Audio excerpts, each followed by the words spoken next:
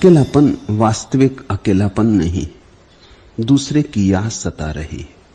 दूसरा होता तो अच्छा होता, दूसरे की गैर मौजूदगी खलती है, कांटा चुभता है, दूसरे में मन उलझा है। देखने को अकेले हो, भीतर नहीं, भीतर भीड़ मौजूद है। कोई आएगा तो पाएगा अकेले बैठे हो, लेकिन तुम जानते हो अकेले नहीं हो। किसी की याद आती, किसी में मन लगा है, किसी को बुलावा भेज रहे हो, किसी का स्वप्न सजो रहे हो, किसी की पुकार चल रही। कोई होता, अकेले ना होते। अकेलेपन से राजी नहीं हो। आनंद तो दूर, इस अकेलेपन में शांति भी नहीं। अशांत हो, उद्विग्न हो, जल्दी ही कुछ ना कुछ उलझाव खोज लोगे। चले जाओगे मित्र के घर, क्लब में, बाजार में, अखबार पढ़ने लगोगे, रेडियो सुनने लगोगे, कुछ करोगे, कुछ उलझाव बना लोगे। ये अकेलापन नीरस है, ये अकेलापन भौतिक है, मानसिक नहीं, आध्यात्मिक तो बिल्कुल ही नहीं। एकांत दूसरे प्रकार का अकेलापन है। एकांत का अर्थ है रस आने लगा, अकेले होने में मजा आने लगा। अकेलापन एक गीत की तरह है। अब दूसरे की याद भी नहीं आ रही, अपने होने का मजा आ रहा है। दूसरे की याद भी भूल गई है, दूसरे का कोई प्रयोजन भी नहीं है, व्यस्त होने की कोई आकांक्षा भी नहीं है। बड़ी शांति है। पहला नकारात्मक है, दूसरा विधायक। पहले में दूसरे की अनुपस्थिति खलती है, दूसरे में अपनी उपस्थिति में रस आता है। पहले में तुम अपने से नहीं जुड़े, दूसरे में तुम अपने से जुड़े हो। पहले में मन भटक रहा हजार हजार स्थानों पर, दूसरे में मन पंछी अपने घर आ गया। दूसरा एकांत गहन शांति लाता है, ध्यान की अवस्था है। फिर तीसरा एकांत है कैवल्य। पहले अकेलेपन में अपने तो पता ही नहीं है, दूसरे की याद है। दूसरे एकांत में अपनी याद है, दूसरा भूल गया। कैवल्य में दूसरा भी भूल गया, स्वयं भी भूल गए, कोई भी ना बचा। न दूसरा न स्व, न पर न स्व। क्योंकि जब तक स्व का भाव बचा है, तब तक कहीं कोने कातर में दूसरा छिपा होगा। क्योंकि स्वयं की लकीर दूसरे की मौजूदगी के बिना खिंची नहीं सकती। मैं और तू साथ साथ होते। पहले में तू प्रगाढ़ है, मैं छिपा है। दूसरे में मैं प्रगाढ़ है, तू छिपा है। ये एक ही सिक्के के दो पहलू हैं। पहले में मैं ऊपर, पहले में तू ऊपर मैं नीचे, दूसरे में मैं ऊपर तू नीचे, तीसरे में पूरा सिक्का खो गया। न मैं बचा न तू बचा, कैवल्य बचा, चैतन्य बचा। ये परम एकांत है, समाधि की अवस्था। भीड़ तो गई ही गई, तुम भी गए भीड़ के साथ। तुम भी भीड़ के ही हिस्से थे, तुम भी भीड़ के ही एक अंग थे। पहली अवस्था में अशांति है, दूसरी अवस्था में शांति, तीसरी अवस्था में आनंद। पहली नकारात्मक, दूसरी विधायक, तीसरी महोत्सव की। सिर्फ विधायक नहीं, सिर्फ विधायक काफी नहीं है। अब विधायकता नाचती हुई, गीत गाती हुई। अब विधायकता बड़ी रंगीन है। इस फर्क को ऐसा समझना, एक आदमी बीमार है, वो नकारात्मक स्थिति में। दूसरा आदमी बीमार नहीं है, डॉक्टर के पास जाता है तो वो निरीक्षण कर कहता है कोई बीमारी नहीं, स्वस्थ हो। लेकिन उस आदमी के भीतर स्वास्थ्य का कोई उत्सव नहीं है। वो कहता है आप कहते हैं तो मान लेता हूं, लेकिन मुझे कुछ मजा नहीं आ रहा। स्वास्थ्य की ऊर्जा नाचती हुई नहीं है। बीमारी नहीं है तो आप कहते हैं स्वस्थ हूं, परिभाषा से स्वस्थ हूं, लेकिन अभी स्वास्थ्य का कोई आंदोलन नहीं, ऐसा तरंगायित नहीं। तो एक तो बीमारी है, दूसरा डॉक्टर का स्वास्थ्य, डॉक्टर के निदान से मिला स्वास्थ्य। जांच कर ली, सब जांच परख कर ली, कहीं कोई बीमारी नहीं, घर भेज दिया कि कोई बीमारी नहीं, इलाज की कोई जरूरत नहीं। लेकिन तुम नाचते हुए घर नहीं आ रहे हो, तुम्हारे भीतर उमंग नहीं, उत्सव नहीं, हर्षोन्माद नहीं। तीसरा एक और स्वास्थ्य है, जब तुम डॉक्टर से पूछने ही नहीं जाते, जब तुम्हारा स्वास्थ्य ऐसा अहिर्निश बरसता है, किससे पूछना है? बीमारी भी गई, डॉक्टर का स्वास्थ्य भी गया, अब तुम स्वस्थ हो। तुम इतने स्वस्थ हो कि अब स्वास्थ्य का ख्याल भी नहीं आता। स्वास्थ्य का ख्याल भी बीमार आदमी को आता है। अब तुम इतने स्वस्थ हो कि विधेय हो गए। ये तीन अवस्थाएं हैं अकेलेपन की। पूछा है भीड़ में मन नहीं लगता, ये शुभ है। ये यात्रा का पहला सूत्रपात है। जिसका भीड़ में मन लगता है वो तो बुरी तरह भटका है, वही पागल है। भीड़ में मन लगता है इसका अर्थ हुआ अपने में मन नहीं लगता, उसके तो भीतर के मंदिर के द्वार बंद हैं। अच्छा है तुम्हारा भीड़ में मन नहीं लगता, ये ठीक हुआ, एक कदम ठीक उठा। दूसरी बात पूछा है लेकिन निपट एकाकीपन से भी जी घबराता है, वह भी स्वाभाविक है। जन्मों जन्मों तक भीड़ में रहे हो, भीड़ का अभ्यास है। अब बोध तो आ गया कि भीड़ व्यर्थ है, लेकिन अभ्यास कायम है। बोध से ही अभ्यास मिट नहीं जाता। अभ्यास गहरे उतर गया है, रोए रोए में समा गया है, श्वास श्वास में भिद गया है। अभ्यास तो भीड़ का है। समझ भी आ गई देख के कि भीड़ में कुछ सार नहीं, बहुत देख लिया, अब अकेले बैठना चाहते हो, लेकिन अभ्यास बल मारता है। जब अकेले बैठते हो तो एकाकीपन में जी घबराता है। जी तो भीड़ से मिला है, वो भीड़ का हिस्सा है जिसको तुम जी कहते हो। जिसको तुम मन कहते हो वो तुम्हारा नहीं है। तुम इस भ्रांत में मत रहना कि मन के तुम मालिक हो। मन का मालिक तो भीड़ है, भीड़ ने ही दिया है। इसलिए तो मन को छोड़कर ही कोई भीड़ के बाहर जा सकता है। जी नहीं लगता, ये बात तो समझ में आती। जी लगेगा कैसे? जी तो भीड़ का है। जीड़ तो भीड़ के ही अभ्यास से निर्मित हुआ है। इस जी को भी छोड़ना पड़ेगा तो ही एकांत में रस आएगा। इसलिए तो ध्यान का अर्थ होता है मन से मुक्ति, भीड़ से मुक्ति, शुभ आरंभ। मन से मुक्ति भी चाहनी होगी, क्योंकि मन भीड़ का ही हिस्सा है, तुम्हारे भीतर बैठा हुआ। तुम जरा अपने मन की जांच करो, तुम्हारे मन में जो भी है सब भीड़ का दिया हुआ है।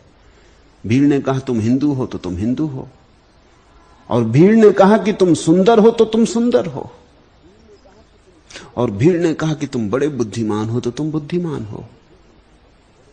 ये सब भीड़ की ही मान्यताएं, इन्हीं को इकट्ठा कर लिया, यही तुम्हारा जी है।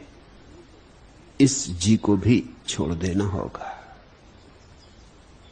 तुम जी से पार हो, तुम्हारा वास्तविक होना मन के पार है।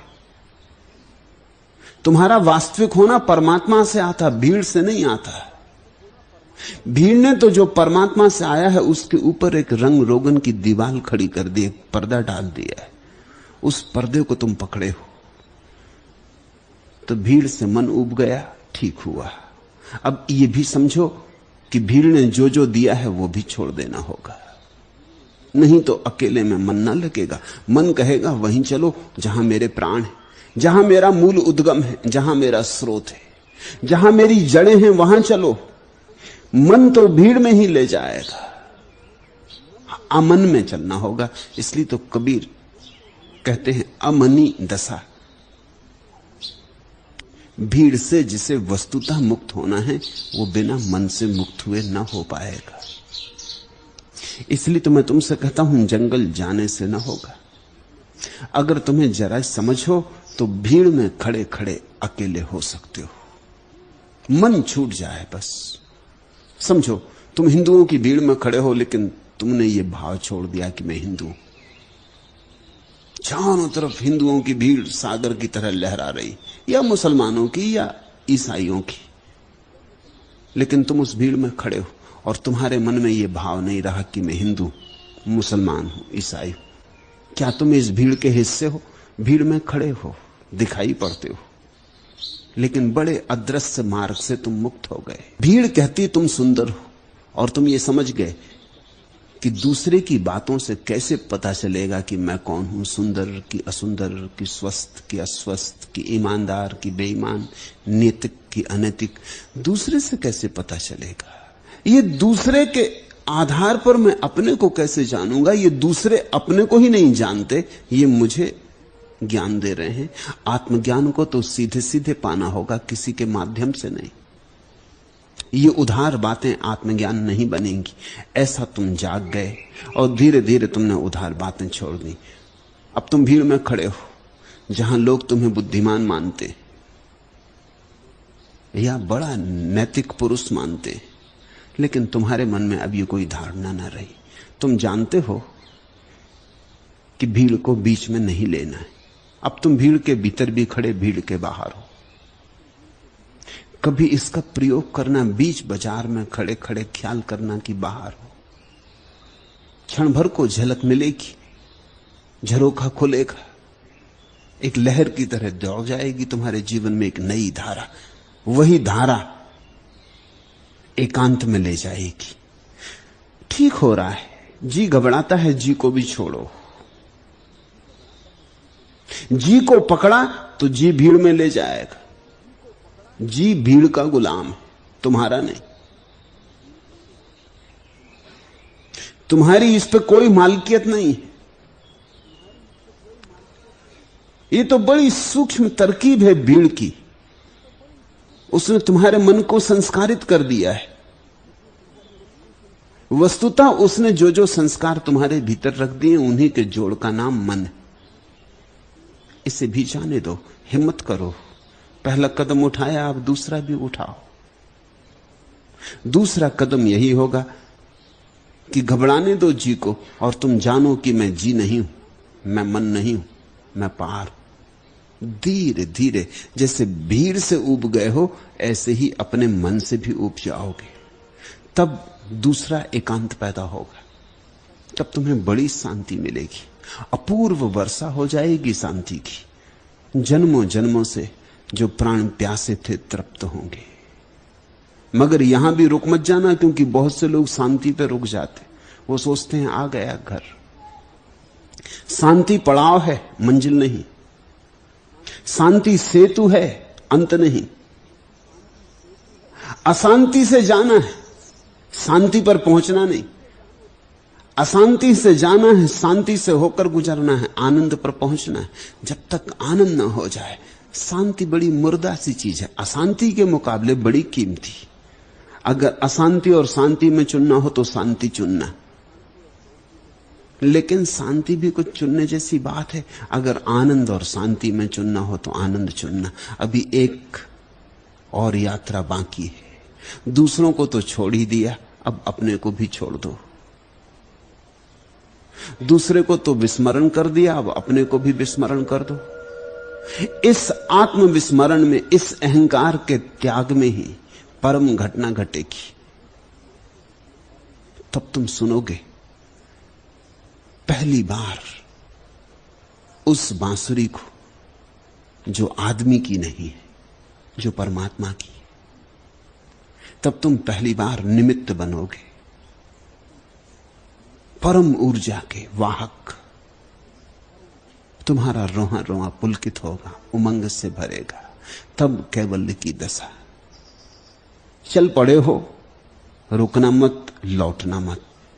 दूसरा प्रश्न, जब कोई व्यक्ति अपने जीवन को किसी दिशा विशेष में ले चलने की कोशिश करता है तो इतर दिशाओं का बुलावा विक्षेप बन जाता है। लेकिन क्या यह संभव है कि कोई व्यक्ति अपने जीवन को उसकी सभी दिशाओं में बहने को छोड़ दे, और तब क्या विक्षेप रहितता की अवस्था में जीवन के बिखराव का खतरा नहीं खड़ा होगा? यह प्रश्न स्वाभाविक है, उठेगा ही, एक ना एक दिन प्रत्येक के सामने खड़ा होगा ही। अब तक तुम चुनकर जिए हो, जो तुमने चुन लिया है उससे एक दिशा मिल जाती है, बाकी सब दिशाएं छूट जाती।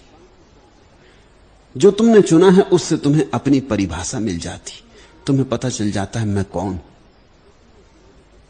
अगर तुम सत्य को खोज रहे हो तो तुम सत्यार्थी, अगर तुम ध्यान को खोज रहे हो तो ध्यानी, अगर धर्म की यात्रा पर निकले हो तो धार्मिक, अगर पुण्य कर रहे हो तो पुण्यात्मा। एक परिभाषा मिलती दिशा से। कुछ चुन लिया, चुनाव के साथ ही साथ तुम्हें लगता है तुम कुछ हो, स्पष्ट प्रतीत होने लगता है, और तुम्हारे चुनाव के कारण तुम्हारा अहंकार सघन होता है। इससे खतरा पैदा होगा जब अष्टावक्र कहते हैं चुनाव ही छोड़ दो, सारे चुनाव छोड़ दो, सारा कर्तृत्व छोड़ दो, कर्ता का भाव छोड़ दो, तो तुम घबराओगे। इससे बिखराव तो पैदा ना हो जाएगा? बिखराव पैदा होगा, अहंकार के तल पर निश्चित होगा, क्योंकि अहंकार के तल पर तो बिखराव चाहिए ही।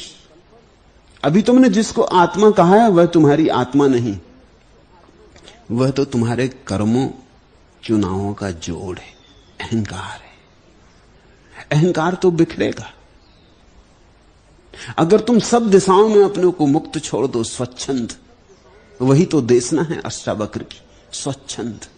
मत चुनो, मत भविष्य का विचार करो, मत तय करो कि क्या होना है, जियो क्षण क्षण, जहां ले जाए जीवन वैसे जियो। सूखे पत्ते की तरह हो जाओ अंधड़ आंधी में। ये जो जीवन का अंधड़ चल रहा है इसमें तुम सूखे पत्ते हो जाओ। अब सूखे पत्ते को तो बिखराव होगा ही, सूखे पत्ते का अहंकार बच तो सकते ही नहीं। सूखा पत्ता जा रहा था पूरब को और आंधी बहने लगी पश्चिम को, तो सूखे पत्ते के अहंकार का क्या होगा?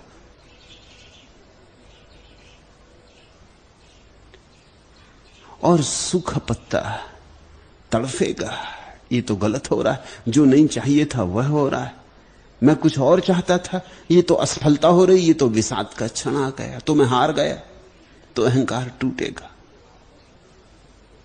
और सूखे पत्ते इतने चालाक भी नहीं कि अपने अहंकार को बचाने के लिए नई नई तरकीबें खोजते रहे। आदमी तो बड़ा चालाक है। मैंने सुना मुल्ला नसरुद्दीन एक राह से गुजर रहा था और एक बड़े पहलवान जैसे दिखाई पड़ने वाले आदमी ने जोर से उसकी पीठ पर धक्का मारा, धौल जमा दी। वो चारों खाने चित्त जमीन पर गिर पड़ा, उठ के खड़ा हुआ, बड़ा नाराज था। लेकिन नाराजगी एक क्षण में हवा हो गई, देखा कि पहलवान खड़ा, एक झंझट की बात। फिर भी लेकिन आदमी तो कुशल है, चालाक है। उसने कहा महानुभाव, ये आपने मजाक में किया या गंभीरता से? उस पहलवान ने कहा मजाक में नहीं, गंभीरता से किया है। मुल्ला ने कहा फिर ठीक, क्योंकि ऐसी मजाक मुझे पसंद नहीं। अगर गंभीरता से किया फिर कोई हर्जा नहीं, और चल पड़ा। अब झंझट लेनी ठीक नहीं है। इतना बहाना काफी है अपने अहंकार को बचाने को। आदमी चालाक है बहुत। मजा यह है कि अहंकार को तो रोज ही बिखराव के क्षण झेलने पड़ते हैं। तुम गौर करो, तुम कुछ चाहते हो, कुछ होता है, फिर भी तुम समझा लेते हो, कह देते हो दूसरा बेईमान था इसलिए जीत गया, हम ईमानदार थे इसलिए हार गए। अहंकार की हार तुम कभी स्वीकार नहीं करते। तुम कहते हो सारी दुनिया मेरे खिलाफ है इसलिए, अकेला पड़ गया हूं इसलिए, या मैंने पूरा उपाय ही कहां किया था। मैं तो ऐसे ही गैर गंभीरता में ले रहा था। तुम कुछ ना कुछ मार्ग खोज लेते हो और अहंकार को बचा लेते हो। अगर तुम जीवन को गौर से पढ़ो, जीवन के पाठ को ठीक से पढ़ो, तो जीवन रोज तोड़ रहा है, क्योंकि जीवन को तुम्हारे चुनावों से कुछ लेना देना नहीं। तुम्हारे चुनाव वैयक्तिक, इस समग्र को उनसे कोई प्रयोजन नहीं। तुम्हारे चुनाव अगर कभी कभी हल भी हो जाते हैं तो संयोग समझना, यह संयोग की बात है कि तुमने कुछ ऐसी बात चुन ली जिस तरफ अस्तित्व अपने आप जा रहा था, बस भाग्यवशात। बिल्ली निकलती थी और छीका टूट गया। इस संयोग की बात समझना, कोई बिल्ली के लिए छीका नहीं टूटता है। यह बिल्कुल संयोगिक था कि तुमने चुन ली ऐसी बात जो होने जा रही थी। लेकिन जब तुम्हारी चुनी हुई बात हो जाती तब तुम बड़ी अकड़ से भर जाते हो कि देखा, करके दिखा दिया। और जब तुम्हारी बात टूटती, और तुम्हारी बात 100 में 99 मौकों पर टूटती है, क्योंकि संयोग तो कभी 100 में एकाध हो सकते हैं, अपवाद हो सकते। उन 99 मौकों पर तुम कुछ ना कुछ तर्क जाल फैला के अपने को समझा लेते हो, कहीं दोष देके किसी तरह अपने को निवृत्त कर लेते हो। जीवन को कोई ठीक से देखेगा तो अहंकार निर्मित ही नहीं हो सकता, बिखराव का तो सवाल ही दूर है। और अगर तुमने अष्टावक्र की बात मानकर चुनाव रहितता का प्रयोग किया तो निश्चित बिखराव होगा। लेकिन एक बात ख्याल रखना, तुम्हारा नहीं है बिखराव। तुम्हें जैसा परमात्मा ने बनाया है वैसे का तो कोई बिखराव नहीं। परमात्मा ने तुम्हें अहंकार शून्य बनाया। अहंकार तुम्हारा ही निर्मित किया हुआ है, वही टूटेगा। जो तुमने बनाया है वही टूटेगा, जो तुमने नहीं बनाया है वो कभी टूटने वाला नहीं। हां, अहंकार बिखर जाएगा, और जब अहंकार बिखरेगा तभी तुम्हें आत्मा का पहली दफे पता चलेगा, और वही वास्तविक बात है।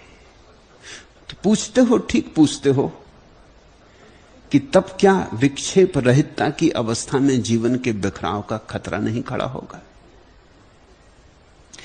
अष्टावक्र कहते हैं कि ज्ञान की जो परम अवस्था है विक्षेप रहित है। विक्षेप रहित का अर्थ होता है वहां कोई डिस्ट्रैक्शन नहीं। इसका मतलब यह हुआ कि अब तुम कुछ चुनाव ही नहीं करते, नहीं तो विक्षेप होगा ही। समझो, तुम ध्यान करने बैठ गए और एक कुत्ता आके भौंकने लगा, विक्षेप पैदा होगा, क्योंकि तुम एकाग्र होने की चेष्टा कर रहे थे। ये कहां बेवक्त कुत्ता आ गया। अब तुम समझाते हो कि न मालूम किस जन्म में कौन सा कर्म किया है, इस कुत्ते के साथ कौन सा दुर्व्यवहार किया था कि मैं ध्यान करने बैठता हूं तब इन सज्जन को भौंकने की याद आई। अभी कभी और भौंक लेते, 24 घंटे पड़े। तुम ध्यान करने बैठे कि बच्चा रोने लगा। बड़ी हैरानी होती कि बच्चे को पता कैसे चल जाता है कि जब मैं ध्यान करने बैठता हूं तभी रोने लगता है। अबोध बच्चा झूले में पड़ा हो, वो रोने लगता है। ये तुम्हारे लिए नहीं रो रहा है, लेकिन अभी तुम ध्यान करने बैठे, तुमने एक चुनाव कर लिया कि मैं एकाग्र रहूंगा। एकाग्रता के कारण ही विक्षेप पैदा हो रहा है। तुमने चाहा एकाग्र रहूंगा, और इस जगत में हजारों घटनाएं घट रही। सड़क पर तांगे घोड़े दौड़ रहे, कारें आवाज कर रही, ट्रक जा रहे, हवाई जहाज उड़ रहे, पत्नी चौके में खाना बना रही, बर्तन गिर रहे, बच्चे रो रहे, शोरगुल बच्चे कर रहे, कुत्ते भौंक रहे, कौए चिल्ला रहे, सब तरफ हजार हजार चीजें हो रही। तुमने जैसे ही तय किया कि मैं ध्यान में बैठूंगा, अब मैं कोई अपने मन में विकल्प ना आने दूंगा, अपने मन में किसी चीज से बाधा ना पड़ने दूंगा, निर्बाधा घड़ी भर बैठूंगा, बस बाधा आनी शुरू हो गई। कैसे बाधा आ रही है? अष्टावक्र कहते हैं तुमने निर्बाधा रहने का जो तय किया उससे आ रही। इसलिए अष्टावक्र एकाग्रता के पक्षपाती नहीं है, न मैं हूं। एकाग्रता का मेरा कोई पक्षपात नहीं। एकाग्रता अहंकार का ही फैलाव है। और वास्तविक ध्यान का एकाग्रता से कोई संबंध नहीं, क्योंकि एकाग्रता से तो विक्षेप पैदा होता है, डिस्ट्रैक्शन पैदा होता है, इससे तो और अशांति बढ़ती है। फिर ध्यान का क्या अर्थ है? साधारण किताबों में उन लोगों ने जो किताबें लिखी हैं जिन्होंने ध्यान को बिल्कुल जाना नहीं, तुम यही पाओगे वो लिखते हैं ध्यान यानी एकाग्रता। उन्हें कुछ भी पता नहीं, उन्हें काखा गा भी पता नहीं। ध्यान यानी एकाग्रता बिल्कुल नहीं, कभी नहीं, 1000 बार नहीं। ध्यान का अर्थ ही होता है विक्षेप रहितता। एकाग्रता तो कैसे हो सकता है? एकाग्रता का तो अर्थ होगा विक्षेप पैदा हुए। ध्यान का अर्थ होता है अनेकाग्र। ध्यान का अर्थ होता है जो होगा होने देंगे। बच्चा रोएगा, रोने देंगे। कुत्ता भौंकेगा, भौंकने देंगे। हम हैं कौन बाधा डालने वाले? इस विराट अस्तित्व में हम विराम लगाने वाले कौन? मैं कौन हूं जो कहूं कि कुत्ता अभी ना भौंके और कौए अभी कांव कांव ना करें और बच्चे अभी रोए नहीं, गाड़ियां अभी रास्ते पे ना चलें, हवाई जहाज आकाश में ना उड़े? मैं कौन हूं विराम लगाने वाला? ये तो बड़े अहंकार की घोषणा है कि मैं विराम लगा नहीं। मैं कोई भी नहीं हूं। जो होगा मैं उसे स्वीकार करूंगा। कुत्ता भौंकता रहेगा, मैं राजी रहूंगा। कुत्ते की भौंकने की आवाज सुनाई पड़ेगी, गूंजेगी मेरे अंतस्थल में, सुनता रहूंगा। लेकिन मेरा चूंकि कोई विरोध नहीं है तो विक्षेप पैदा नहीं होगा। मेरी कोई मांग नहीं है कि कुत्ता न भौंके तो मुझे कोई चोट ना लगे। जैसे ही तुमने एकाग्र होना चाहा कि तुमने घाव बना लिया। देखा तुमने कभी पैर में घाव हो जाता तो दिन भर उसी पर चोट लगती। बच्चा आके पैर पे चढ़ जाता, तुम चकित होते हो कि इतने दिन हो गए, जिंदगी हो गई, कभी ये बच्चा पैर पे नहीं चढ़ता, आज पैर पे चढ़ गया। राह से निकलते हो, किसी का धक्का लग जाता है, दरवाजे का धक्का लग जाता है, चीजें गिर पड़ती। ये रोज ही गिरती थी और ये बच्चा अनेक बार चढ़ा था लेकिन कभी पता नहीं चला क्योंकि घाव ना था। आज घाव है तो पता चलता। कोई ऐसा थोड़ी कि तुम्हारा घाव देख के सारी दुनिया तुम्हारे पैर पे गिरी पड़ रही। घाव का किसी को पता नहीं। जब तुम एकाग्र होने को बैठ गए और तुमने चेष्टा की, बस घाव पैदा हो गया। अब छोटी छोटी चीजें बाधा डालने लगेंगी। तुमने ख्याल किया होगा, ध्यान करने बैठो, कहीं चींटी सरकने लगती, अभी तक नहीं सरक रही थी, जिंदगी भर नहीं सरकी थी।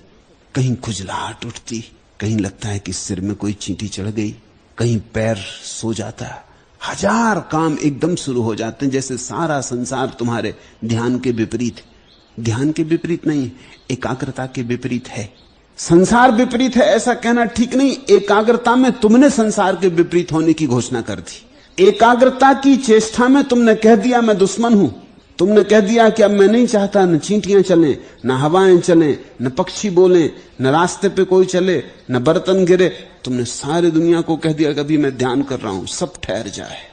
तुमने घोषणा कर दी विपरीत की। विक्षेप पैदा होगा, 1000 विक्षेप पैदा होंगे। इससे सिर्फ क्रोध पैदा होगा, अशांति पैदा होगी। ध्यान का वास्तविक अर्थ है अनेकाग्रता, नॉन कंसंट्रेशन। शांत होके, शिथिल होके बैठ गए, जो होता है होता है, स्वीकार कर लिया। इस स्वीकार की दशा में एक चीज बिखरेगी, वो अहंकार है, और एक चीज संभलेगी, वो तुम हो। एक चीज जाएगी, अहंकार है, एक चीज आएगी, तुम जाओगे, परमात्मा आएगा। या तुम्हारा झूठा रूप जाएगा और तुम्हारा वास्तविक रूप आएगा।